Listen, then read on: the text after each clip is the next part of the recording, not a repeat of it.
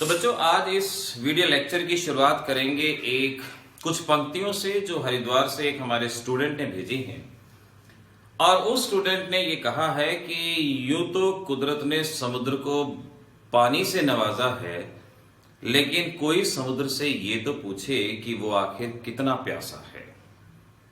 Well done student from Haridwar, ये बहुत अच्छी लाइन है कि यूं तो कुदरत ने समुद्र को पानी से नवाजा है, लेकिन कोई उससे भी तो पूछे वो कितना प्यासा है। बात वही है कि हमने बहुत सारे वीडियो लेक्चर बना दिए, बहुत सारी ऑर्गेनिक आपको सिखा दी, आपके पास खुद बहुत सारी किताबें हैं, आपके पास पूरा समुद्र पड़ा है, लेकिन फिर भी ये एग्जामिनेशन में सवाल उठता है कि आखिर ऑर्गेनिक को कैसे पढ़ा जाए।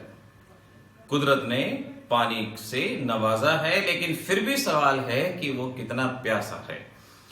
तो ऐसे केस में अब हम बात करते हैं कि कैसे आप ऑर्गेनिक को पढ़ें।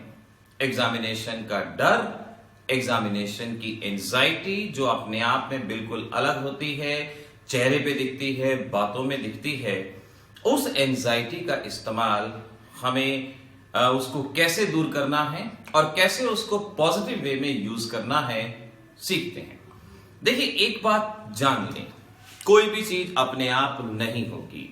आप ये समझें कि पढ़ाई की तैयारी कैसे करें, अपने आप नहीं होगी, करनी पड़ेगी आपको। हर बच्चे की अपनी अलग प्रोग्रामिंग होती है, हर बच्चे का सिस्टम अपना अलग होता है और वो उस प्रोग्रामिंग और उस सिस्टम के अकॉर्डिंगली ही वो आगे बढ़ता है, पढ़ाई करता है, तैयारी करता है।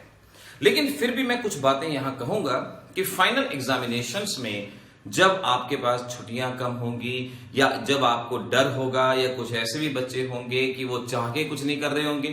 अब काफी बच्चों का सवाल मुझे ये मिला व्हाट्सएप पे कि ऑर्गेनिक रिएक्शन याद नहीं होती। अरे बच्चों, किसको याद होती हैं? करनी पड़ती हैं। आप दिन में 3 बार लिख के देख लीजिए, आप कैसे भूलेंगे? ये हम देखते हैं, आप हरगिज नहीं भूलेंगे। Written practice is the key of learning, remember, ये याद रखना होगा। अब ऑर्गेनिक में फाइनली आपको क्या करना है, कैसे करना है। सपोज बहुत सारी ऑर्गेनिक है क्लास 12 की, आप भूल गए, आपको नहीं आ रही, तो कम से कम जो नेम रिएक्शंस के वीडियोस हमने पोस्ट किए हैं, उन सभी वीडियोस में मेंशन नेम रिएक्शंस को अपने कॉपी पे 1 पेज पे या 2 पेज पे नोट करें। उन्हें दिन में 2 बार या 3 बार लिख के जरूर देखें। देखो ध्यान रखो, हमें अपना नाम क्यों याद रहता है? क्योंकि हमारा नाम दिन में कई बार हमें अपने नाम से पुकारा जाता है। अगर आपको आपके नाम से ना पुकार के हम दिन में कई बार गम, उदास, हसीन ख्वाब, खुश मिजाज के नाम से पुकारे, तो हो सकता है कि आप कुछ दिनों में अपना नाम वही मान ले कि जी हाँ, मैं तो हसीन ख्वाब हूं, मैं तो खुश मिजाज हूं, etcetera. So it need a repeated revision to learn and remember anything। ध्यान रखना। तो जितनी भी नेम रिएक्शन हमने बताई हैं उसको आपने करना है, और शायद आप इस बात को समझ पाएंगे कि नेम रिएक्शन हमने कन्वर्जन्स के हिसाब से ही बताई हैं। हमने एग्जाम्पल वही लिए हैं जो कन्वर्जन्स आपके एग्जामिनेशन में अक्सर पूछे जाते हैं। तो जरूरी है नेम रिएक्शन का टॉपिक बहुत अच्छे से 4-5 वीडियो जितने भी हैं आप हर एक को अच्छे से याद करें। 10-10 मिनट का वीडियो है, 1 घंटे से ज्यादा करने में समय नहीं लगेगा, और उसका रिवीजन आप मेंटेन करना। इसके बाद आपने डिस्टिंग्विशिंग टेस्ट करने हैं। डिस्टिंग्विशिंग टेस्ट के ऊपर भी हमने वीडियो डाल रखा है, आपने उस वीडियो को देखना है। कौन से फंक्शनल ग्रुप के बीच में कौन सा डिस्टिंग्विशिंग टेस्ट होता है, और उसकी रिएक्शन आपने लर्न करनी है। एग्जामिनेशन में जब डिस्टिंग्विशिंग टेस्ट आएगा तो बिना रिएक्शन लिखे जवाब नहीं देना, उसकी रिएक्शन आपने लर्न करनी है। 6-7 डिस्टिंग्विशिंग टेस्ट हैं, हर एक बच्चा इनको लर्न कर सकता है। तो नेम रिएक्शन अगर अभी तक कुछ नहीं किया तो सामने यूट्यूब है, उस पे वीडियो है, उस पे देखिए, नेम रिएक्शन को कीजिए। डिस्टिंग्विशिंग टेस्ट जो जो बताए गए वो कीजिए, उनके रिएक्शंस कीजिए, डेफिनेटली आप सक्सेसफुल रहेंगे। उसके बाद नॉमेनक्लेचर के लेक्चर्स जो आपको बताए गए हैं, नॉमेनक्लेचर के भी हमने 4-5 वीडियो लेक्चर डाल रखे हैं। आप उन सभी वीडियो लेक्चर्स को एक-एक करके देख लीजिए। देखिए मैंने पहले बताया है, चैनल का मैक्सिमम बेनिफिट तभी होगा जब आप प्लेलिस्ट को सर्च करेंगे। आप प्लेलिस्ट के टैब को अब वहां जाएं, वहां नेम रिएक्शन की एक प्लेलिस्ट बनी हुई है, सारे नेम रिएक्शन उसी में है। नॉमेनक्लेचर की प्लेलिस्ट बनी हुई है, सारी के सारी रिएक्शन उसके अंदर है। और मॉक टेस्ट की प्लेलिस्ट के अंदर एग्जामिनेशन की तैयारी स्टेप वाइज मैनर में करना आपको सिखा रखा है। अब जितना हम दे सकते थे वो हमने आपको दिया, लेकिन अब ये डिपेंड आप पे करता है कि आप उसका इस्तेमाल कैसे करते हैं। नेम रिएक्शन कर लेंगे, डिस्टिंग्विशिंग टेस्ट कर लेंगे, नॉमेनक्लेचर। पेपर पैटर्न क्या है?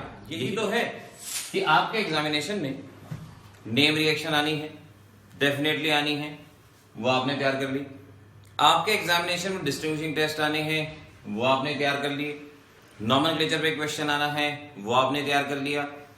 अब बचा रीजनिंग का क्वेश्चन, और रीजनिंग के क्वेश्चंस में आप फर्स्ट चैप्टर से लेके यानी हेलो एल्केन, हेलो एरिन्स वगैरह से लेके अमीन्स तक के सभी क्वेश्चंस को साथ साथ करेंगे। जैसे आपने ये जानना है कि aryl halides are less reactive, alcohol phenol में से कौन ज्यादा एसिडिक है, बेंजोइक एसिड क्यों स्ट्रॉन्गर एसिड है, और अमीन्स के अंदर आपने उनके बेसिक कैरेक्टर को अरेंज करना सीखना है। अगले 1-2 दिन में रीजनिंग का वीडियो भी आपके पास अवेलेबल होगा, लेकिन करना तो है, आपने इसको इसी तरह से करना है। और लास्ट में है कुछ वर्ड प्रॉब्लम, और वर्ड प्रॉब्लम आपकी बुक में 5-6 ही है।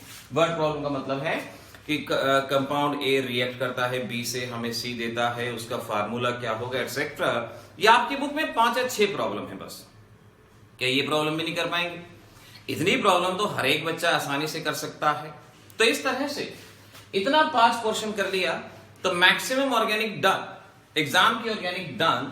अगर आपने ऐसे किया, आप क्या करते हैं गलती, बुक खोलते हैं, एक एक करके पढ़ना शुरू करते हैं। अब ठीक है, जो बच्चा बहुत अच्छे से 100 आउट ऑफ 100 की तैयारी कर रहा है उसको ऐसे ही पढ़ना चाहिए, जो इंजीनियरिंग की तैयारी कर रहा है उसको भी ऐसे ही पढ़ना चाहिए, एक एक करके रिएक्शंस को। लेकिन एग्जामिनेशन के रिवीजन में जो ऐसा बच्चा है जिसको लगता है कि नहीं हो पाया, भाई क्यों छोड़ो उस चीज को, आप कम से कम इस तरह से इन प्रॉब्लम्स को जरूर कर पाएंगे। इसके बाद एक ही तरह का क्वेश्चन बचता है, वो आएगा कि complete the reaction, conversion. Conversion 99% तो नेम रिएक्शंस में से ही आ जाएंगे जो आपको हमने करवाए हैं। 1% की बात है तो ऐसे उसके लिए क्या करेंगे, एनसीईआरटी एक्सरसाइज में जितनी भी आपको कंप्लीट द रिएक्शन दी गई हैं या जो भी कन्वर्जन दिया गया है, उन इंपॉर्टेंट कन्वर्जन्स को जो पिछले 5 सालों में पूछे गए हैं आप कर लीजिए। पिछले 5 सालों में जो कन्वर्जन पूछे गए हैं हार्डली 15-20 कन्वर्जन होंगे, ज्यादा नहीं है। एक बार उन कन्वर्जन्स को भी कर लीजिए। अगर मेरी बताई गई इस बातों को आप अच्छे से करेंगे तो ये आप लिख के रख लीजिए कि ऑर्गेनिक का एक क्वेश्चन आपसे मिस नहीं होगा। बातों बातों में तैयारी हो जाएगी लेकिन मिस नहीं होगा अगर जो पैटर्न मैंने बताया है उस पैटर्न को आप कर लेंगे तो डेफिनेटली आप सक्सेसफुल रहेंगे। तो बच्चों ऐसे तैयारी करते रहिए। आगे आने वाले लेक्चर्स में ये भी बताया जाएगा 100 आउट ऑफ 100 के लिए क्या किया जाए। All the best, happy examination.